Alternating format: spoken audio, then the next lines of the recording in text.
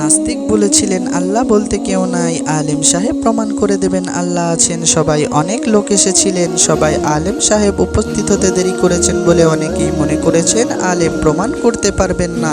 ইতিমধ্যে তিনি এসে উপস্থিত হলেন। নাস্তিক বললেন উনি প্রমাণ করতে পারবেন না বলে দেরি করে সবাই উপস্থিত হয়েছেন।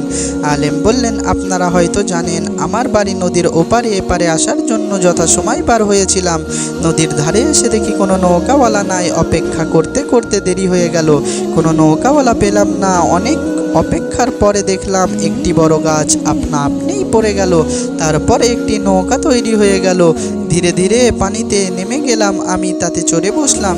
সেই নৌকার মাঝি মোল্লা ছাড়া এপারে পার করে দিল।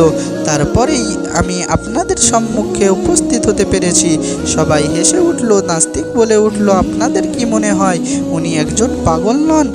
কোনো নৌকা কি নিজে নিজেই তৈরি হয়ে বিনা মাঝিতে মোল্লাতে নদী পার করে দিতে পারে? আপনারা কেউ তার কথা বিশ্বাস করবেন না। আলেম বললেন আপনারা বিচার করে বলুন পাগল আমি না উনি?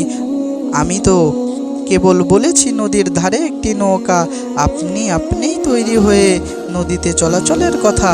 আর উনি যে বলছেন সারা বিশ্বজাহান চন্দ্র সূর্য গ্রহণ ও নক্ষত্র ও আকাশ বাতাস সবই কিছু বিনা পরিচালক ছাড়া পরিচালিত হচ্ছে। আমার চাইতেও বেশি পাগল নন? সবাই উপস্থিত লোকজনেরা এমন যুক্তি জবাব শুনে আলেমকে সমর্থন করলেন।